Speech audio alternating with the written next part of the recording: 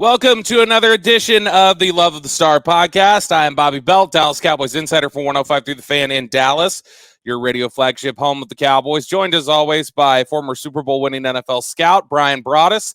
He is now the co-host of the G-Bag Nation, 2 to 7 p.m. Monday through Friday on 105 through the Fan, and you can catch him on the Dallas Cowboys pre- and post-game show where he serves as the co-host. Brian, how you doing today? I'm doing great, Robert. Happy playoff week, right? Getting closer and closer to Yes, this. indeed. Excited. Indeed. What other than the Dallas game, which game are you the most excited for? That's a good question. The Minnesota Giants game is kind of a bore, I think. I think San Francisco is going to run Seattle. Baltimore is not going to beat anybody without Lamar Jackson. So I don't know. I guess maybe the Buffalo game. Maybe. I mean, honestly, I think Dallas Tampa is the draw of the weekend. I don't think there's anything else really close. I can't get you interested in Jacksonville and the Chargers. Yeah, young quarterbacks. Those two quarterbacks going at it. Yeah, that's an intriguing one, especially with the way the Jacksonville's played the end of the week or at the end of this year. So, I mean, it makes sense. The 4 and 5 games are generally going to be the most competitive, attractive ones because they're the ones most closely seeded together. But yeah, I'm looking forward to it. I'm not totally looking forward to what Tuesday morning may look like if this football team loses. That's going to be a dreary day. But I like Dallas's chances in this one. I've watched a little bit of Tampa, went back, watched a little bit of the first game against Dallas, saw some of the Arizona game recently, and I'll keep watching Tampa over the next 24 hours. But I know you've gotten a good sense. Which games of Tampa have you studied this week? I watched Cincinnati, I watched the Dallas game, and I watched the 49ers game is what I did. I was trying to figure out a way. Cincinnati was down 17-0 first half of that game. And it looked like that Tampa was going to cruise. And then all of a sudden, Tampa started, they had a muffed fake punt. They had an interception. They had a Brady fumble. They had a running back fumble. It's amazing what happened to Tampa in the second half of that football game. And I was curious, the 49ers just ran them. I mean, if you look at, I was curious to see how San Francisco was going to run the ball and what they were able to do with McCaffrey and those kinds of things. And then with Debo, you're always looking for, when you watch San Francisco, you're always looking for creative ways to run the ball and what effects. So, and then, like you said, I went back and watched the Dallas game just to get an idea. Dallas went away from the run in that game, with Zeke was averaging, 5.2 a carry. I felt like they had some good momentum going there. They just went away from it. Dak was then throwing the ball in some crowds. Then he threw the ball, the interception to Winfield. Defense got put in a lot of bad situations, made the Buccaneers have to kick field goals. That's kind of what that game was all about. So, yeah, this will be Dallas has got to figure out a way, and you've heard me say this before, Bobby. You got to figure out how to run when you need to pass, and you got to figure out how to pass when you need to run. I think that this one's going to be about Kellen Moore and against Todd Bowles and how he calls this game. And can you find a way to – and I think this is a game for Mike McCarthy just because this could go a couple ways. Tampa doesn't score a lot of points, okay? No. If you're Mike McCarthy, do you play the game in a manner where Tom Brady's on the other sideline over there, and so you have to call the game in a different way, where you go for fourth down at certain points in time? Is there, or is this a game where kicking field goals like Cincinnati did added up enough to where it got them the lead and ultimately got them the victory there? How do you play this game? I think because of Brady in the playoffs, I think I play this game a little unconventionally when I talk about how to manage the game. That's kind of something I was thinking like, okay, are you going to give him the ball at the end of a game, in a tie game or a close game? No, but I think I think I would be okay if McCarthy took some chances in this game in order to try and get some scores and kind of make this a thing where a game or the type of game where one score at the end doesn't beat you. I'll tell you, going back and watching the first game of the season, I was reminded, and I had forgotten about it. I mean, there are a couple different things that are different about this team, but I forgot just how rough of a first game that was for Terrence Steele. Yeah. And how Oh, much the better motion it was. penalties. Yeah, absolutely. It Yeah. was bad. How much better it got as the year wore on. But when you look back at that first game, we'll talk enough about Tampa, but what stands out to you, or what did you forget? I guess what just stands out to you specifically about the way the Cowboys looked in week one versus what this team is now? Is there anything about them that you said, boy, that was something that's just radically different about them in week one that they really improved on? Or was there anything, did it look basically like the same team and it just had an off day? I think perimeter run defense has actually gotten better, and I think in week one, you had Dorrance Armstrong making a start, no Randy Gregory and all. I think the Buccaneers took advantage of some stuff going on that edge, whether it's Dorrance Armstrong, whether it was the linebacker play, whether it was running the ball at Diggs. I still think there's issue running the ball at Diggs for the Cowboys, but I Yeah. kind of trust what Dorrance Armstrong's doing. No Hankins in that first game. If you can control the middle, and that will allow, if that can allow, I'll tell you what, Oso Digizwa played pretty well in that game, and he's played well he played well against the Commanders, Yep. as well. So I get Osa, Hankins, Van Der Esch, and I get Wilson in that game. I don't remember how late Curse got hurt, but I remember Wilson going into that game and stuff like that, them having to deal with that. So to me, I think you're better defensively now than you were in that first game and I mean defensively as far as dealing with what they're going to do with White or Fournette running this football. How improved does Tyler Smith look from week one to now? I think he's pretty much. Guy. I think he's the same guy. There's times where Tyler Smith looks like he totally gets it and he's on point, and then there's those other times where he gets buckled. And I'll say this: when you grade offensive linemen, it is, Bobby. Grade all 65 plays. Don't grade the 1 or 2 or 3 plays that he might have that are bad. Now, Yep. The thing you don't want to have happen is the 1 or 2, 3 plays. You don't want those to be the game-killing plays. You don't want that to be. Now, you didn't have Tyron Smith, but what Tyron Smith are you going to get this game? Is this the game where all of a sudden everything kind of comes together for Tyron Smith and he looks good on the right side over there? Because he hasn't looked great, and there hasn't been very good continuity with him and Martin running the ball to that side, with also those tight ends over there. So there's so many things. You had so many questions in week one with the offensive line. You still have a lot of questions still. At least everybody with Biotish practicing full on Thursday, that gives me the hope that everybody's going to get to go back to their normal spot when we get to Monday night. Yeah, I think that it should look, I mean, relatively normal. You've still got Tyron Smith there at the right side and playing in that spot. What's your sense? Because this is the question I've been kicking around this week is, are you seeing a washed Tyron Smith, or are you seeing a guy who's struggling with the right side? Is there any chance that improves if they say, hey, let's do something wild, let's move him back over to left, let's figure out Tyler Smith on the right, or do this?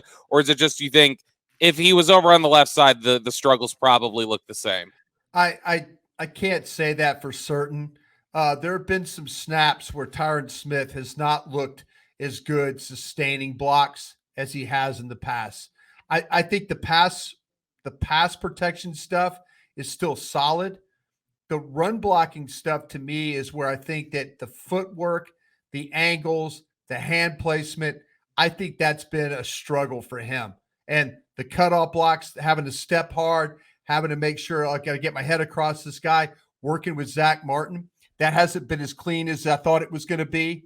So I'll admit I have yet to be right about what's happened at right tackle for the Dallas Cowboys, because I kind of felt like that Tyron Smith would plug and play and they would be okay.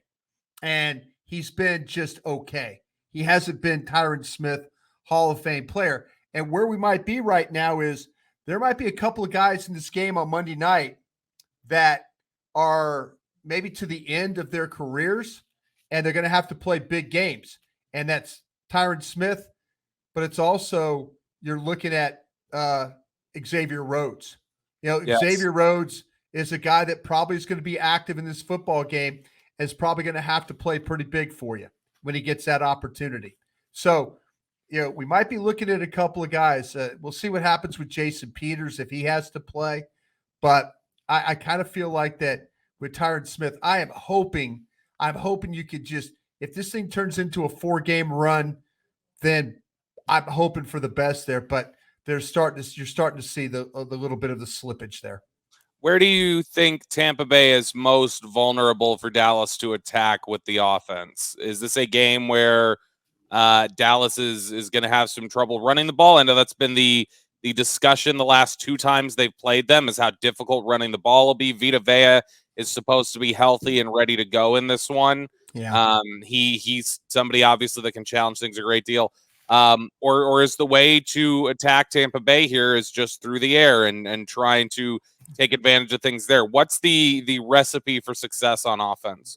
I think it's going to be about, to me, where they appear to be the most banged up right now is in the secondary with Carlton Davis, Logan Ryan, Mike Edwards. They seem to be a little bit dealing with that. Keanu Neal's been a little bit nicked up. We'll see how Monday night plays for all these guys. But running the ball, I believe, is going to be more about perimeter. And I say perimeter is that if you could find a way to take advantage, the pin and pull stuff, those linebackers can really run for the Buccaneers. So I don't know if I want to sit there and just keep attacking the middle of the field. Edge run. The more success you could have edge run and make it quick to the edge and then around, the wider you're going to get Tampa to have to play. So if you have some success with some edge runs, then all of a sudden that defense is going to stretch. And when the defense stretches, that's when you take the opportunity to have to run the ball inside and pop some of those runs that you're going to need during the game. But me personally, I kind of feel like that if Tampa's going to play off, if I see their corners playing back, I'm throwing the football. I'm going to make it as quick as I can, get the ball out, as quick a route, those routes where they adjust, what we call the option route, stuff like that. That, to me, I kind of feel like that's where Dallas could make some hay. But I think they're going to have to run the ball. I think they're going to have to run the ball in a way where they get Dak Prescott running the ball. And so if all of a sudden we get through the first quarter of the game and Dallas has, say, got 40 yards rushing or, something like that, man, that's going to bode very well for them, I think, going long-term in that football game. Did you notice anything on tape? The few games I was watching, especially the ones later in the season, do you notice anything on tape with Tampa struggling to finish tackles? I watched a lot of other than Winfield,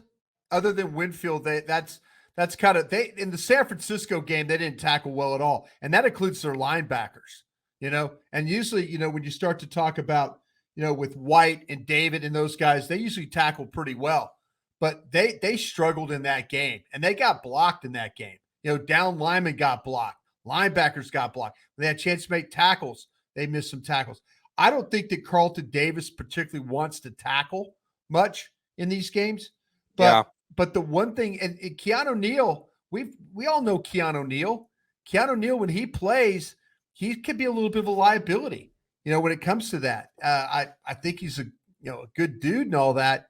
But he could be a little bit of liability now, tackling and getting over, much like we've seen with Anthony Barr. Same kind of thing, same type.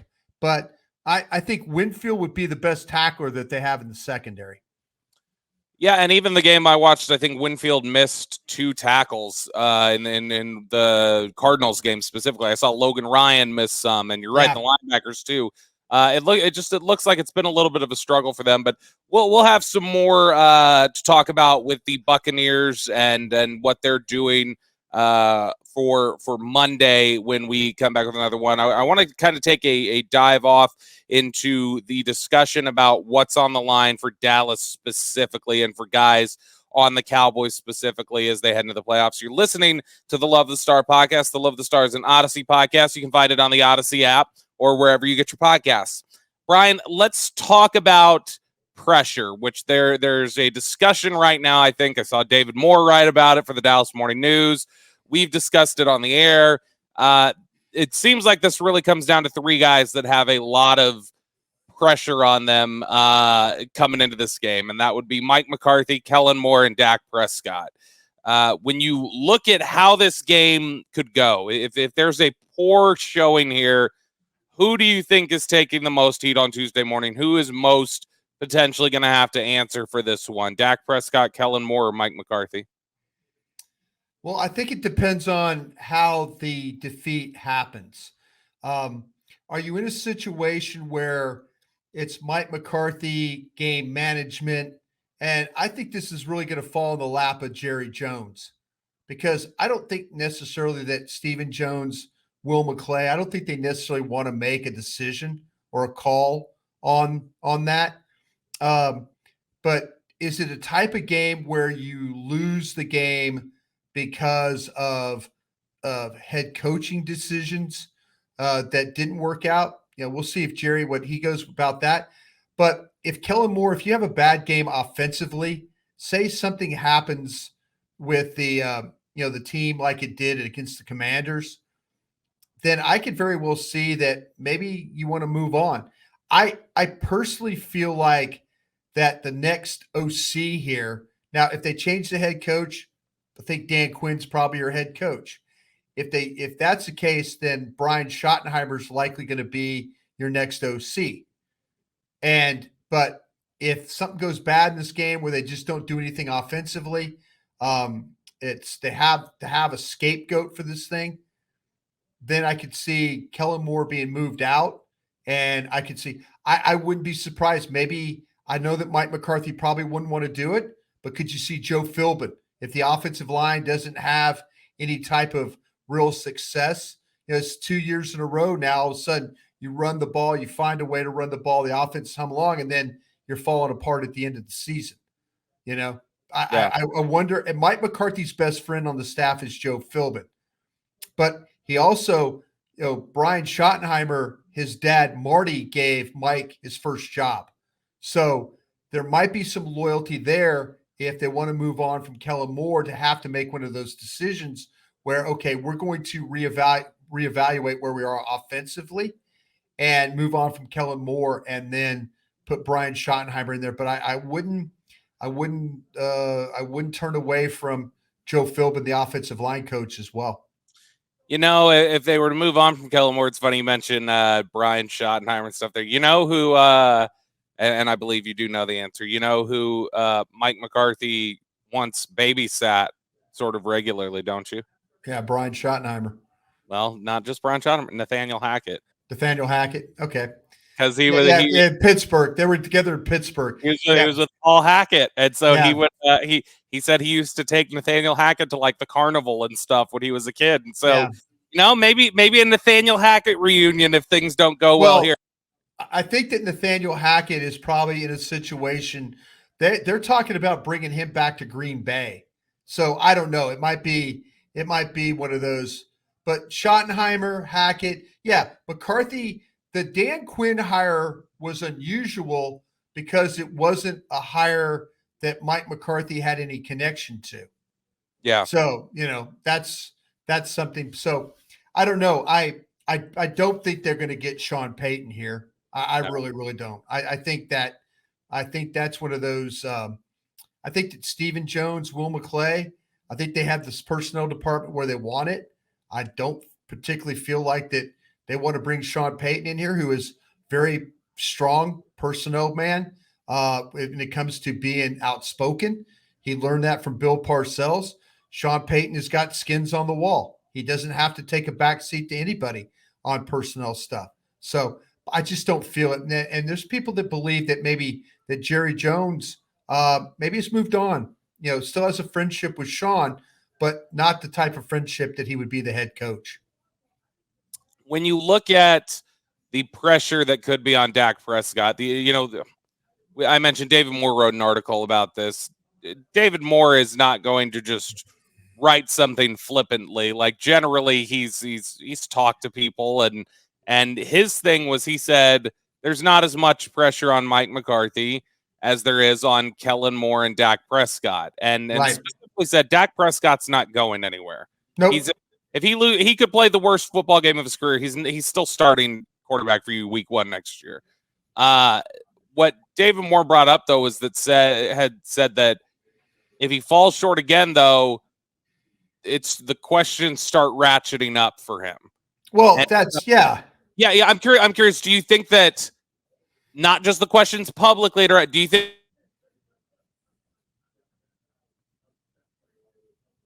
the question? What do we have here? Yeah, I think you're absolutely right. That's the issue. I felt like that this was the year that you were going to evaluate Mike McCarthy. And Mike McCarthy has done a fine job. You're 12-5.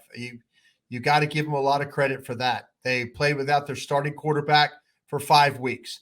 Mike McCarthy has found a way the last 2 years to get the team in the playoffs, win a division. He's also figured out, you need to have some playoff success. But here we go. The thing with Dak Prescott, I kind of felt like, okay, let's evaluate McCarthy. Let's evaluate Kellen Moore. And then 2023 was going to be the evaluation of Dak Prescott. I kind of feel like that if you don't have playoff success and you determine that Dak Prescott's the reason why, and then all of a sudden you're in a mode where 2023 draft, a quarterback sitting there in the 3rd round that maybe slid down the board, maybe this is the backup or the opportunity that you have to make that draft pick. And then that would maybe be the guy of the future. Or if you have lacked success in 2023, then 2024, you're clearly picking a quarterback. So I think the evaluation for Dak will be in 2023, whether you go forward with him. He signed a shorter contract. So, you're dealing with less years on that contract, and you're going to have to make a determination whether you want to go ahead and draft somebody for the future or extend Dak. And that's, I think, where 2023 is going to come into play. Let's say they lose a very close ball game, similar to week 1, 2021. Let's say they lose a ball game in that exact same sort of fashion. Who after this game are we talking about that was their last game with the Cowboys? Whether it be on the coaching staff or on the football. Well, I've already talked about the coaches. Man, they got a pretty extensive list of guys. Could this be Tony Pollard? Could it be Zeke? Could it be Tyron Smith? There's several that you have to look at. I mean, I think Tyron's done. I think Tyron Smith is done. Yeah, I mean that's kind of where you're at. So yeah, I just feel like unless you want to keep Tyron Smith around as the bridge to when you get Terrence Steele back. God, I never thought I'd say that, but here we are. Terrence Steele in the last 5 weeks may have made himself some money by not playing. Yeah, absolutely. But you got Schultz. Yeah, there's quite a few. There's quite a few guys on this team that they're looking at, and this is the thing that happens in the NFL. And Cowboy fans know the feeling all too well. You're driving the car 185 miles an hour around the track, and then you slam that thing in the wall, and it comes to an abrupt stop. That's what the season's like. It's season, it's playoffs, it's speeding, and then it's the bam, it's over. And when it's over, now all those decisions that we talked about, all the names, the coaching names, the player names, it's probably going to look very different when we get ready for 2023 as opposed to the team that we see currently. Yeah, and I mean, there's a lot. How much of this, because you mentioned there are so many guys that they need to potentially replace. How many Leighton Vander Esch type signings do you think we see where it's like, hey, we're just going to make a 1-year deal here, just because there's so many of them, and it would be such an aggressive overhaul to have to go out there and find so many different guys? Do you think we're going to see several guys come back on like, hey, let's stack up a 1-year deal here and just get ourselves a bridge until we can, figure Yeah. this out? The thing that's interesting about Vander Esch is there are so many teams. I say so many. I should walk that back a bit.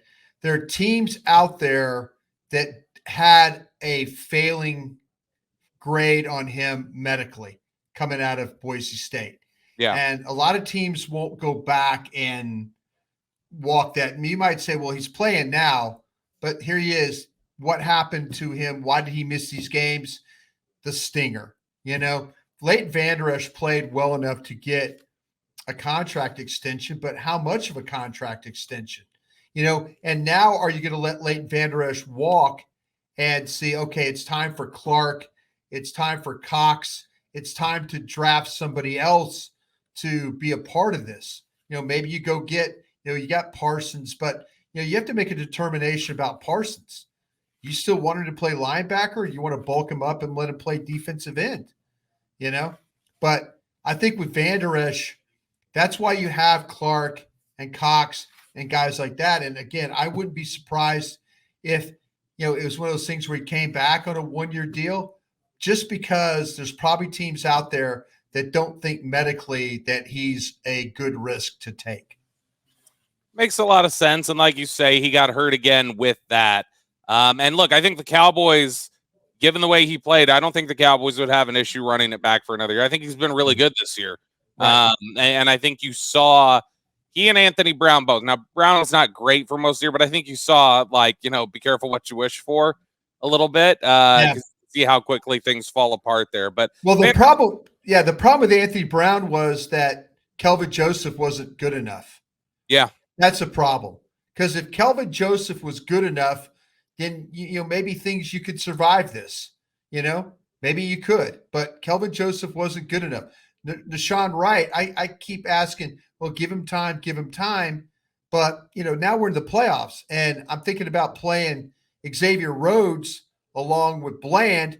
See, if Kelvin Joseph was as good as Bland, then you have Joseph, Bland. Now you're doing some good with those young corners. But I don't know how you trust Kelvin Joseph right now. I mean, I think they'll bring him back one more year, but I don't think his roster spot is guaranteed by any means.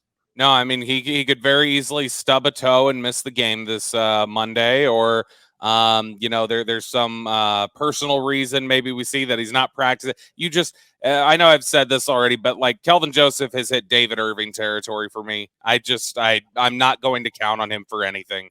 I'm not going to count on him to be there, and once he's there, I'm not going to count on him to play well. At least when David Irving was there, I could count on he was generally going to wreck games as long as he showed up. I can't even count on Kelvin Joseph to do that. You're listening to the Love of the Star podcast. The Love of the Star is an Odyssey podcast. You can find it on the Odyssey app or wherever you get your podcasts.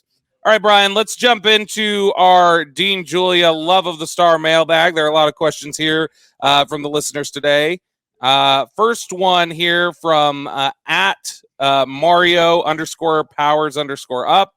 In off coverage, Brady likes to check to quick screen, slants, outs for a quick 4 to 6 yards, and is very effective moving the ball. Do you see Dan Quinn altering his usual scheme of the quarterbacks playing 7 to 9 yards off the ball and using more press coverage to take away the quick throws? Yes, I absolutely do. One of the first plays of the game, and it might have been the first play of the game in week 1, was the ball that went to the outside to Godwin that went for 15, 16 yards. He just smoked it out to the left, and here you go up the field for a big gain. So if I'm Dallas, okay, Craig Walderstad is the referee this week. Mm-hmm. And, one of the things, they're really big on offensive holding, which means that maybe the Cowboys will catch a break. Now, we'll see at the cruise and stuff like that. But the Cowboys maybe will catch a break this week with some offensive holdings, with Donovan Smith being in there and stuff like that. He's had some problems. We'll see what's going on at center. But maybe you could get some holding calls and put them in some negative plays. Okay. With that being said, though, very limited on roughing the passer. The defensive holdings and the PIs are kind of up there for Wolderstad and his crew. But the thing I would do if I'm the Cowboys, I'm chasing these guys the whole night by playing press. I'm just not, I've got to make Brady hold the ball for at least a half a count. I got to make every throw a contested throw. If you get defensive holding, if you get PIs, it's better than giving up big plays. Because when you play off, you give up big plays. Double moves, we've seen that. I guarantee you, you're going to see guys that he's going to try and take a shot on you. He took a shot and hit a play on Julio Jones down the sidelines against Anthony Brown. They're going to do the same thing. So I would be ready for that. But I'm playing press in this game if I'm Dan Quinn. Fight these receivers. Make them have to make contested catches. We've seen them struggle a little bit in some of those contested balls, when teams have done that. So I would much rather die that way than playing off and letting them making big play after big play because Brady sees an opening. Next question here from @AstuteFanatic. From the offensive line perspective, how do you counter last-minute gap changes by the defensive line? Seems like that's been an issue with the running game. That's something Ezekiel Elliott has talked about recently that he thinks is giving them issues in the running game, is that defensive lines are shifting at the last second and giving them some issues. I think the issues that they're having in the running game, personally, is the lack of continuity on the right side. I don't think the young tight ends, and Schultz, can be included as blocking as well as they did earlier in the year. I don't feel like they're getting guys up on the second level at the linebacker spot. You're having linebackers. They ran a draw the other day in the game, and I believe it was the Commanders game where they ran. I was thinking it was at Tennessee or it was the Commanders. They're kind of coming together. They ran a draw. They ran a lead draw. That draw's been a pretty good play for the Cowboys, but the Commanders blitzed the two inside linebackers to the A gap and just blew up the play. So you didn't adjust very well on that. The problem is there's a lot of half-man blocking going on. And I mean half-man, like you're not taking your guy square. You're only blocking like half the guy. Then all of a sudden, what's the back's read? When the back sees you block square, they have a two-way go. They can cut to the right. They can cut to the left. When you block half-man, they have to go to the side where you're blocking. So the other day on the 3rd and 5 play, I think we talked about this. Schultz goes up there, blocks inside on the linebacker, half the man. The other half, his left arm is free. So what does Pollard do? He knows it's 3rd and 5. He just puts his head down and tries to go as fast as he can, but you gave him no cut. You gave him no ability to adjust. If you hit the guy square, you can make adjustments and then run. They're not really doing their half-man blocking right now.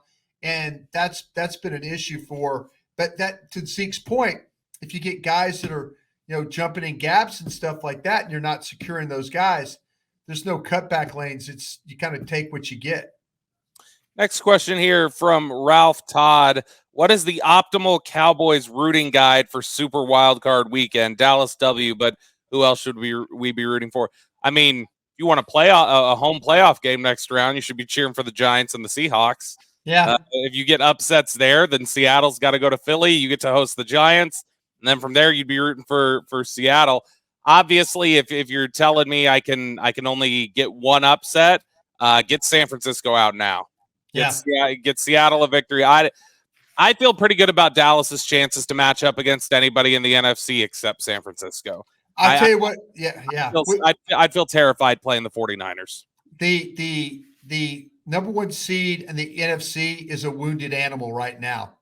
And sometimes wounded animals respond, and at other times they wander off and go die, And I've said it before. I'll say it again. I don't think that Jalen Hurts is healthy at all, and I think they know that, and they're praying. They're praying. This offense will look a lot different with Jalen Hurts not being able to run if that's the case. And in 2 weeks might not be enough time for him. The fact that he had to play in that game last week, I think that says a lot. I think that says a lot that they had to do whatever they could to get the number 1 seed. If you're asking me, I wish that Green Bay would have made it into the tournament. Yeah. Because I feel like Green Bay could have gone and beaten San Francisco, and I feel like Green Bay could have gone and given Philadelphia a run for their money too. Then if you find a way to win your games, then you're in a situation where you get a home game against the Packers in the NFC Championship.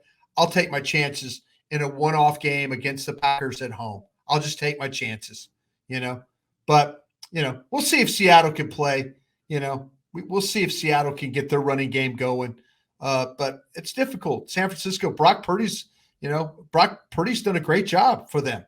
So we'll see if playoff pressure gets to him. I kind of doubt it. I think San Francisco wins that game. Yeah, I mean, if you were asking me today, I think I'd pick San Francisco to come out of the NFC. To be honest, The upset could be the Giants. They could easily beat Minnesota. Giants had Minnesota on the ropes and let them off. Which would not be great, because if you get Minnesota victory, or if you get a Giants victory and then you get a San Francisco victory, you're going to San Francisco next weekend. Yeah, on short rest.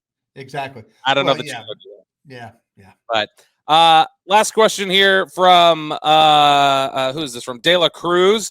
And this is one right up your alley, Brian, since you've been studying and we've been frustrated with the receiving core.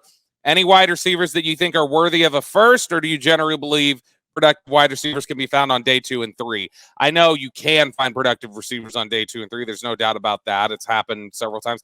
Cowboys have done it themselves. They found Cedric Wilson. They found Michael Gallup. It's not impossible. But is there anybody that it's like, hey, that guy is worth it? I mean, one guy in particular for me, obviously, I know I've talked about it a little bit, and I still got to dive in and do more study on the entire receiver class, but I love Quentin Johnston at TCU. I think that guy's a monster.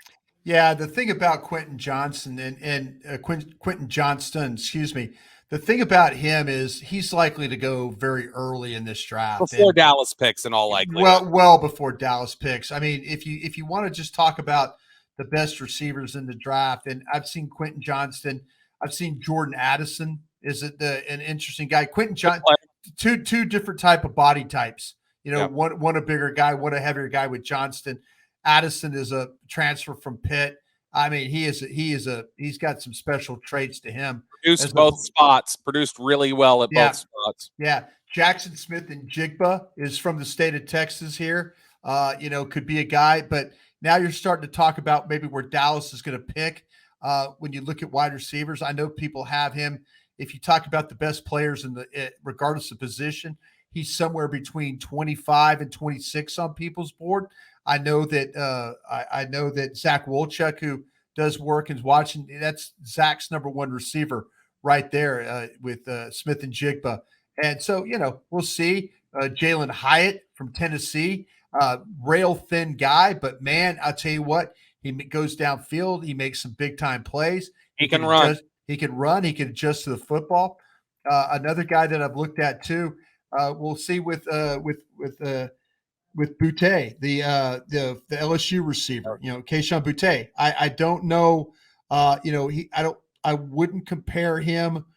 He's a good player, but I wouldn't compare him to what we've seen from the last couple of years with LSU receivers, with Chase, Jefferson, those guys. I don't know if I would compare him to those types of guys as well.